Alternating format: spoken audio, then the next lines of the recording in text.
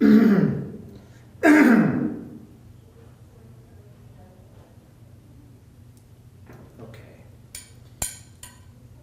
So we're rolling. Normally hold on a second.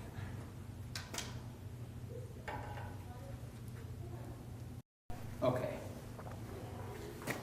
All right.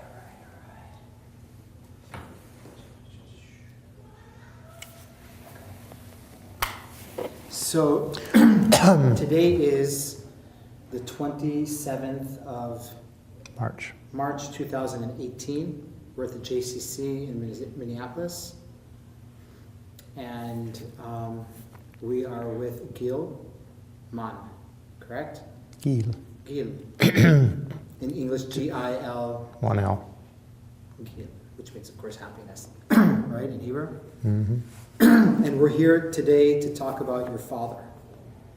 Can you tell me your father's name, where he was born, a little bit about his background? Yeah, my father's name was Arie. That was not his born name. What was his born name? His born name was Leo in Poland. He was born in Poland? Yeah. Today it's the Ukraine, but it's Chortkov or Chortkiv in Ukrainian. But it was Poland then. It was Poland. Yeah. So it's probably near Lemberg, Lvov? It's Lviv? Lviv. Yeah. Near. Yeah, I mean, relatively near. Yeah. That's probably the big city nearby. Yeah. And actually, they were in a little smaller city called Sosolovka or Sosolivka. Sosolivka. Yeah. Which I have been there. Have you? When were you there? I went to visit about 6 years ago, I think, roughly. Roughly 6 years ago. Roughly 6 years ago. On your own, or? My wife and I went. We wanted to visit the villages that my family came from. So we went all over the Ukraine. Nice. I did that also in Chernovitz. Uh-huh. You know where that is? I don't. It's Lviv, south about 5 hours on the Romanian border. It was part of Romania. Yeah. Before, Yeah. of course. How big a town was that? It was quite a nice sized town. Yeah. That's where the Haskalah movement started. Oh, yeah? Israel Salanter? Excuse me? Rabbi Yisrael Salanter, was that where he was from? I don't know if he was from there, but he did That a lot, area, yeah. It was difficult to find this place with the Ukrainian guide. Sosolivka's nothing. It's a little nothing. And but we had quite an adventure there. Quite an adventure. Again, what was your father's born name? Leo. Leo. Leo Levine, believe it or not. Levine. Yeah. He changed it? He didn't change it. When they left, from what we can gather, his parents had not registered their wedding with the Polish authorities. So as far as the Polish government was concerned, he was not married. So his father's name was Levine. His mom's name was Mann. And they left for Palestine with Polish papers that said Mann, my grandma's maiden name. And they never changed it. They kept it Mann, or Mann. Mann, yeah, I have my dad's birth certificate. What kind of house, does your father have any brothers or sisters? Yes, he had 3 brothers. And what number was he? My dad was number 3, and they've all passed away. My dad was the last, and he passed away two years ago. 2 years ago. In June, I think it's 2 years, yeah. Do you know what kind of household he was brought up in? As far as religious observance goes, very Zionist. They spoke Hebrew in Europe. They spoke Hebrew in Europe? In Europe. When he arrived, he already spoke Hebrew. European Hebrew, they made fun of him when he arrived, he told me. He was 11. And so he was born in 1925. 1925. They made Aliyah in 36. 36. Do you know what, like...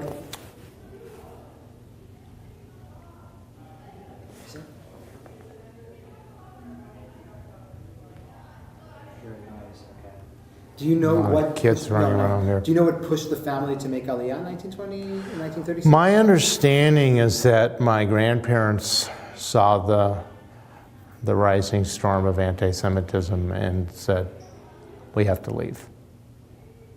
So that's what they did. What did your father tell you about his childhood in Poland? He hated the Poles.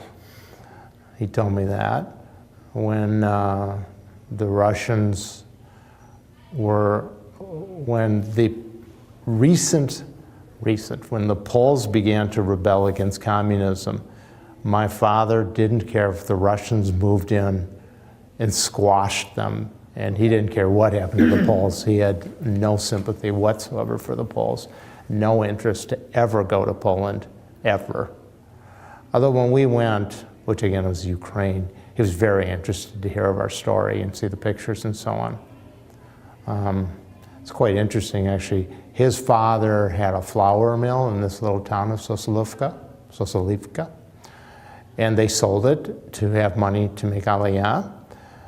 And we were on a hunt to find this flour mill, which was a whole adventure. We did find it, and it's in ruins today. It's in ruins. Yeah, there's nothing, it's just ruins. But we brought back rocks from this flour mill to give to everybody, and my father was quite taken with that. Was he, yeah? Mm-hmm. He didn't come with you? No, my dad had no interest to ever go back. But he was very interested to hear about my trip with our trip, my wife and I. And we also traveled in Poland, in Warsaw, on the other side of my family. My mom had a first cousin who survived the war and stayed in Warsaw. And we traveled in the Ukraine with her grandson and his wife. So they're Poles. And it was quite an adventure for them as well. I'm sure. Sounds like did you document it? Lots and lots of pictures. Yeah. Lots and lots of pictures. And on that same trip, we went to Auschwitz, and I have a cousin from Israel whose name is Mann, who is an Israeli police officer, now retired, and a huge delegation of Israeli police in uniform were in Auschwitz. And that's where he and I rendezvoused, and I gave him a rock from this flour mill in Auschwitz.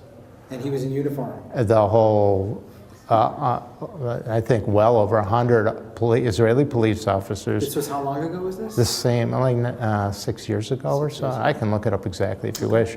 And I have all these photos, but we marched out down those railroad tracks with all these Israelis in uniform, behind Israeli flags, and there were lots of non-Jewish tourists there taking pictures of us. Sure. And I said to my cousin at the time, I'm sure this is the last thing Hitler was imagining. It was quite powerful. Tell me, let's get back to your father. Yeah. So his family and him arrived in Palestine in 1936. Correct. The 4 boys, my grandparents, and my maternal grandma. Okay. And your grandfather? My grandparents and my great-grandmother on my grandma's side. On your grandma's side. Of course, the mother's not going to leave the mother behind. That's No. Where do they settle in Palestine? They ended up in Kfar Baruch, Kfar Baruch. the little moshav. Okay, where's Kfar Baruch? It's not too far from Tivon. Okay. Of course, nothing is very far from Tivon. It's Israel. Specifically, I can't recall. But I did go back there and visit it with my father many years later. Baruch. Yeah, and we knocked on the door of his house and they let us in. And even to this day, it's not much to look at. My father did not have electricity till he was in his late 20s. So they were very poor. Okay. Very poor. What did your grandfather do in Kfar Baruch? Now, he died a year after they arrived. He died in a work accident. A hoe or some sort of tool fell, I believe, from a water tower and struck him, and then it became infected, and he didn't die immediately. Right. But he went to the hospital. He stayed in the hospital in Jerusalem. Yeah. And my father was taken to see him by my grandma not too much before he passed away. And my dad said that his father said to his mother, "Why did you bring him to see me like this?" But he died. My dad was orphaned at 12, and my grandma was left with 4 teens, basically, and they had nothing and no livelihood. And as I said, when I saw this home with my dad, decades later, it still looked like nothing. So I can't even imagine what it was like when he lived there. And, you know, people talk about being poor. They were really poor. And my uncles and my father told me about going to bed hungry. They got rationed an egg a week or something. As my uncle told me, the only thing they had plenty was tapuche zahav. He said that's the only thing we had lots of. And as if they weren't poor enough, after the war, my grandmother took in an orphan from Europe.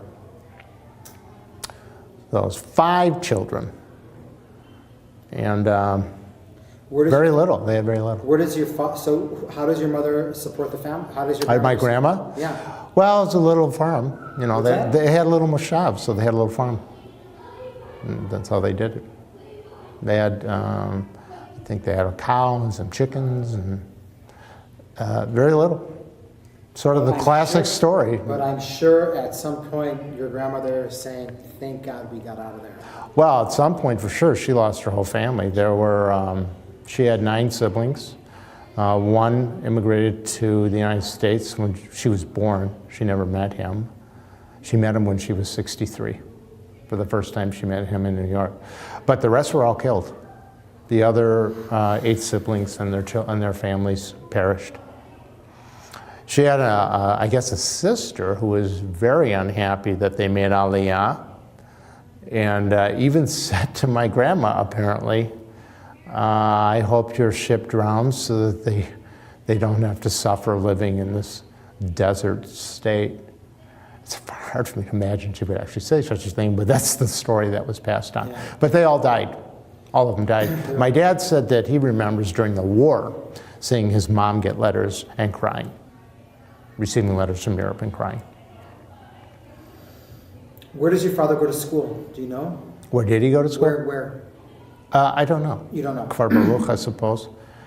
He did go to some sort of technical college at some point and learn to be a mechanic. In 1939, the war breaks out. He's still young. He's he's 14 years old. Mm-hmm. But when the war ends, he is 20. Mm-hmm. Right? He's 20 years old. Did they ask him to enlist? Was he politically active as a youngster? Was he? I don't know if he's politically active. At the age of 12, at his bar mitzvah, you know, if you have lost a parent, you have a bar mitzvah when you're 12. Maybe you didn't know that. Yeah. No, I didn't know. Yeah, you're considered a more mature person. So he had a bar mitzvah at 12, and the night of his bar mitzvah, he was taken and inducted into the Haganah.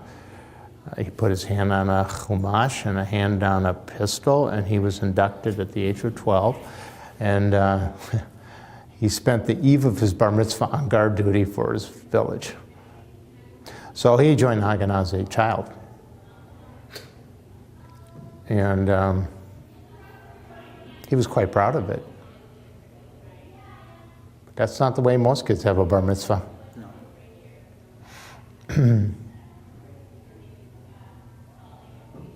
But I know before the state was established, he was involved. He went on at least one mission to bring in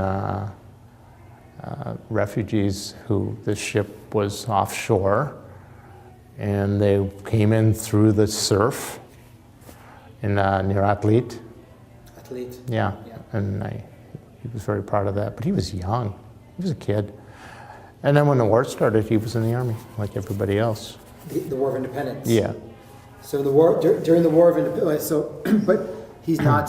He doesn't join the Jewish Brigade, for example, and with the British He was Army. too young. He was too young. And also 2 of his brothers were already in. They were already young. Yeah. No, they already joined the British Brigade. His 2 oldest brothers joined. Joined the British Brigade. One was Yosef and the other was Dov. They both joined. Yosef was wounded.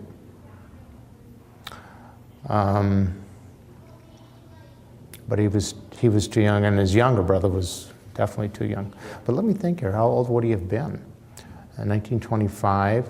Yeah, so when the war ended, he was only 15 1940. So he was only 14 when the war started. Yeah, but he was 20 when the war ended. Yeah. He was 20 when the war Yeah, ended. he never was in the... So when he finishes high school, what does he do? He helped run the farm. He helped his mother. Run the farm. And he also got training as a mechanic in some sort of vocational something or other. I believe during 1948, I mean, he's told the story often, the harvest during the war, when the harvest happened, he stayed home to help with the harvest. That was considered more important. His brothers were serving, and they needed people to... And he used to talk about something Rav Kook said about this mitzvah they're doing of harvesting, and he used to tell me, I wish I could remember, there's a famous line about working the land. It was a very Zionistic statement. I believe it came from Rav Kook, Rav Kook. That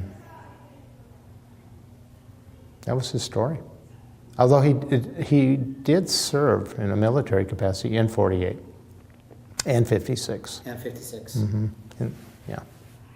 Do you know where he was in 48 or what he did? Yeah, Sasa was one of the... Sasa? Yeah, there were two air villages in particular, Tom. North. Yeah, Sasa, and the other one I have written down, I could tell you. I have it on my phone, actually, if you want me to look it up. Yeah, absolutely. All right, I mean, you want to stop the camera for a second?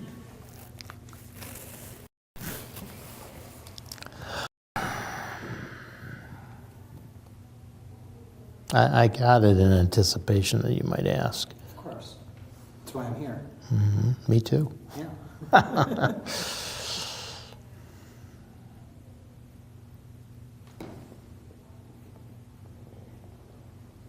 Okay. Hold on.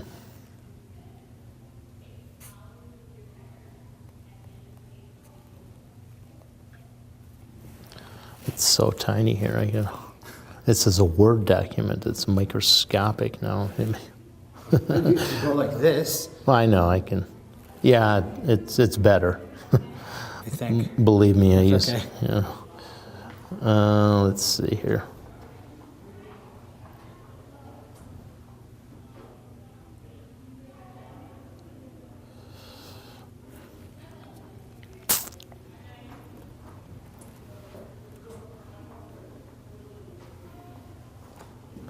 Oh, this is interesting. My brother wrote this down. He was told when he was 12 that after he did 13 missions, he would have the right to earn this pistol, which he then bought. I can repeat that.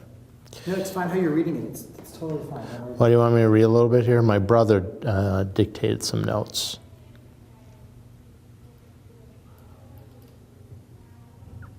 I'll just read all out what he wrote. Yeah, please. Okay. On the day of his bar mitzvah, he read from the Torah. Not one member of his family attended. He recalls walking home, watching a family of parents and children walking home and laughing, and he said he felt his heart in his throat. That afternoon, he was approached by a messenger and told that the leader of the local Haganah wanted him at a certain home at a certain hour. He remembers it was a hot summer day. He was led into a dark room with black shades in the window. And a brigade leader and a village elder sat behind a table where there was a menorah, chumash, and a pistol. They asked if he was ready to be inducted into the Haganah. He said he repeated an oath they gave him. He was shown a gun and told that he would be allowed the privilege of owning it, of purchasing it, after he fulfilled 13 missions, which he did, and eventually purchased the gun. His first mission was that night, which was to guard the village alongside two adults with a rifle, in the dark with the cries of jackals and other sounds of the night triggering a frightened teenage imagination. He wasn't even a teenager, he was 12. He guarded the post while the adults slept. So it says later he trained in hand-to-hand combat and other skills for the Army. and he was involved in sabotaging British and Arab targets.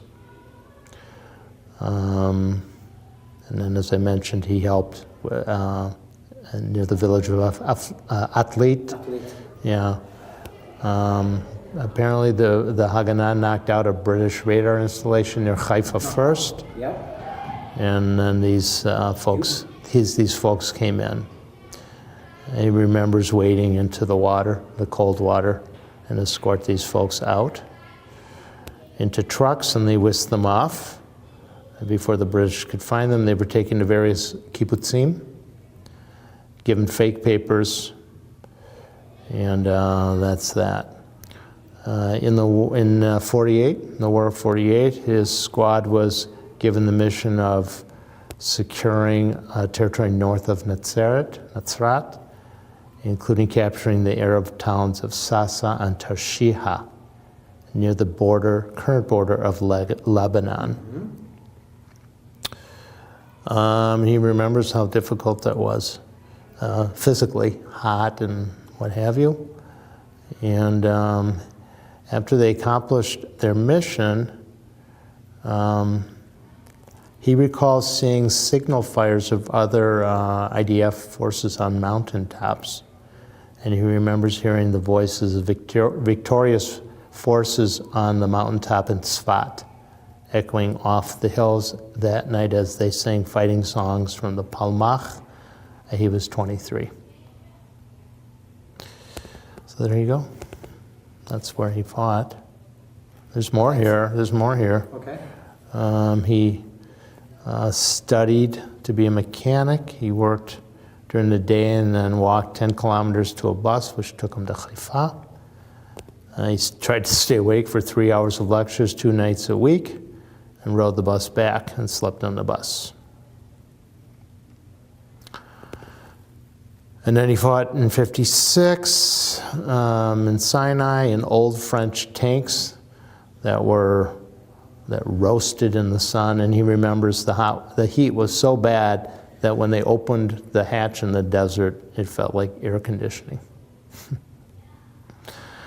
And then shortly thereafter, I was born. And I was born in 57. Yeah, so by my calculations, my mom was pregnant during the 56 war.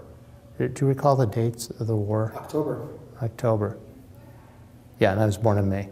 Yeah, October. My memory is correct. My mom was, yeah. So that's the story. Where do your parents meet? They met in Tivon. I think they were fixed up. My father had been married once, and his wife passed away, a young woman, while pregnant. My father was devastated by that and told me that, and he was really devastated. And he told me that when I was born, one of the reasons I was given the name Gil, because he never thought he would be happy again. And Gil means gift. It means happiness. Happiness, yeah. Excuse me. I'm also named for my grandfather, Simcha. But no, my father really led an awful, difficult upbringing. He lose his dad, they had no money. And his brothers went off to World War II. And of course, fighting with, under difficult circumstances. Was he close to his brothers? Did he have a... He was extremely close to his younger brother. They were really, really close. Not so much his older brothers. And his oldest brother, Dove, had sort of disappeared. They found him many years later in Canada. He was a real unusual man, is a nice way to put it. But his other brother, Yosef, lived in Tel Aviv, and he was close to Yosef as well. Here's an amazing story with Yosef. Yosef, during the Independence War, he changed his name to Bar Or, by the way, Yosef Bar Or, because his father's name was Yair. So he changed it to Bar Or. Ben Gurion encouraged people to change their name. Sure. So anyway, Yosef Bar Or, I don't know what year he changed it. In the 48 war, encountered an Israeli soldier who was badly wounded. Yosef took his coat off and gave it to the soldier. But in his coat were his identification papers. Later in the war, Yosef was wounded and was in the hospital unconscious. This first soldier died, he was buried, and my grandmother and his brothers went to the funeral of who they thought was Yosef, because his papers, this poor fellow had my uncle's papers. My uncle, in the meantime, was unconscious in the hospital. And when he came to, he revealed who he was, and they informed my family that my uncle was alive and they buried the wrong guy. And my dad says it's the only time he ever saw his youngest brother cry, when he realized his brother was actually alive. I never thought about it, but Yosef in the Bible was thought to be dead as well. He's the youngest brother? No, Yosef was the second, number two. Oh, number two, okay. Yeah, it was Dov, Yosef, my father, and his brother Levi. The youngest one. The youngest was Levi. And Levi became a Sgan Aluf when he was like 30. And kibbutznik, Beit HaShita, was Maskir Meshek more than once. And a war hero, a very decorated war hero. And Beit HaShita is hardcore, that's hardcore kibbutz for you. oh, big. Oh, yeah. And he ended up being the head of Nachal at some point. I was in the Nachal. Oh, yeah. Well, Nachal won the Pras Yisrael at one point, and Levi was given the honor of receiving the Pras Yisrael on behalf of Nachal. Him and your father were close. Very close, super, super close. And also, I was very, very close with Levi. I spent a lot of time with him, and he was a father figure to me also. He was, and that gave my father great joy to see how close I was with his brother. He just adored his brother, as did I. Your parents meet in Israel? Mm-hmm. Yeah, my mom had made Aliyah in 1952, which From where? from Minneapolis, which there were not many single women who made Aliyah in 1952. My mom would have been 20, a 20-year-old single woman making Aliyah. My mother was a huge idealist, huge. Grew up in a big Zionist home as well. Being in the 50s in Israel. Not only that, she moved to Beersheba to work with immigrants. I think she brought sardines with her. My mother was just a total chalutza, just completely Her dead. name? Avivia. Avivia Gelb, G-E-L-B. Avivia? Mm-hmm. Not Aviva. No, Avivia. Avivia. And That's her name on her birth certificate, like I think her birth certificate says Vivian. Vivian.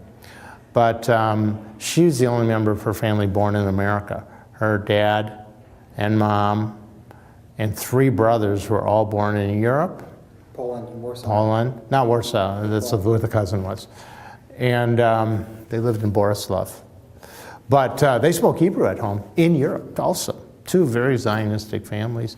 And my grandfather was a rabbi, but he was very modern, big Zionist. Like I said, they spoke Hebrew at home. And my mom's brother made Aliyah illegally in 1947. Saadia, he was a founder of Kibbutz Kfar Blum. He was part of a Garin. He was one of the, I mean, there were a lot of them, a lot of them. There was a Garin from Minneapolis that helps start Kfar Blum. My mother was very inspired by her older brother. She made Aliyah following him. He made Aliyah with 3 children from Minneapolis. Illegally. He came in as a tourist and just sort of disappeared. Yeah. But my mom followed 4 years later, 47, 5 years later, 52. And she and her brother were very, very close. And he called her his chalutza, because here she's in Beersheba. And she was teaching Hebrew to immigrants. I don't know from what country. Probably Yemen, Iraq. Yemen was later, I think. No. Yemen was 52? 49 to 51. Was it? Okay. I don't know. Yeah. Could be. Anyway, my mother was a huge idealist. She got fixed up with my dad. And apparently my dad told her the day they went out, I will marry you. And they did. And I was, they were married. They never really could agree what year it was, but it appears they were married in 55 or 56, one of those. And then I was born the next year. 57. Yeah, I was born in 57. And then my parents came back to Minneapolis, or my mom came back to Minneapolis. And they never left. And I had 4 siblings born here, born in Minneapolis. I'm the only Sabra in the family. You're 5 children? There's 5 of us. Wow. Yeah. Let's look at some pictures. You got some Sure. pictures? That's a great story, man. Is there anything else that you want to tell me? I think we got... That's the essence of their story. Of course, there's millions and millions of little stories. We went back and forth to Israel with some regularity. My parents didn't have a lot of money, so they couldn't go every year. But it was very important for them that we went. Here? My dad had a hardware store. Nice. And my mom was a Hebrew teacher for over 20 years. Like her dad, in the same school. And I have taught in that same school. And now my daughter works there. 4 generations have worked in the Minneapolis Talmud Torah. Who do you teach there? Or what who? did you teach? I tutored Hebrew. Yeah. My daughter has worked in the office. She hasn't taught. But I'm pretty sure we're the only 4 generations to have worked in that school. Very impressive. Yeah. I'm trying to think if there's any other really important salient details. Let's have a look at some. My uncle Sadia was very active politically. He Sadia is the one Sadia Gelb. Who went to Kfar Blum. Yeah. I mean, he knew Ben Gurion, and he knew Golda Meir, and he knew all the biggies. And he was also encouraged to be involved in Israeli politics, and he didn't want to. And he told me when he passed, the year he passed away, he was 96 when he passed away. He told me he is so glad he didn't do it, that the Israeli political system would have corrupted him. And Sadia what? Gelb. And he was very proud of his service. Both he and Levy, my dad's side, were higher ups in their respective kibbutzim movements. They were not in the same kibbutz movement. I don't remember which one they were in, but they were both active in the national movements. And I know Sadia for a while was commuting to Tel Aviv because he had a job with the movement. He was in Kfar Blum. He was in Kfar Blum. It's a big commute. Oh yeah. And when I used to go to Israel as a teen, to call from Kfar Blum to Beit HaShita or vice versa, it would take hours. Yeah. There was a phone in the Chadar Ochel, and when you called, if it even worked, they'd say, well, we'll go find him, call back at X o'clock, and then if the phone worked in your kibbutz, you would try calling back. It was a complete production to make contact. I know Beit HaShita and Ashofet, but they're very close by. Let's have a look at some pictures. One other thing that's interesting, and this is worth pursuit if you haven't done this interview. Levi married a woman from the neighboring kibbutz, Ein Charod. Youngest brother. Yeah, he married a woman from Ein Charod, which is right next door. Right. Her name was Gina. Gina's dad was charged with creating the dairy industry of Israel. Charged? He was charged by the Israeli government to create a dairy industry in Israel. He traveled all over the world importing prime dairy cows into Israel. And his story is remarkable, how he created a dairy industry in Israel. And I can give you the context if you want to get it, but it's really worth getting. And Israeli milk production became amongst the highest in the world, and this guy was instrumental. The stories are amazing, how he bought cows and had them shipped to Israel. In Ein Charod. Ein Charod is a tragic kibbutz story. In what way? They split. Oh. Ichud v'Muchad. Oh, I don't know their history. Oh. I will say this. In the 50s.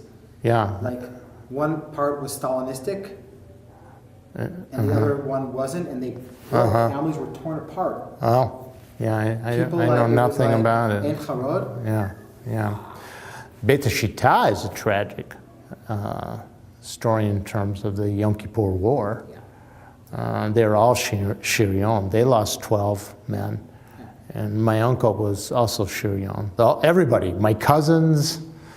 I still have a cousin who's like 50. He's still in the Miluim in Shirion. That's why when I joined the army, I always knew not to be in Shirion. Yeah. I'm going to stop. Okay. Hold on.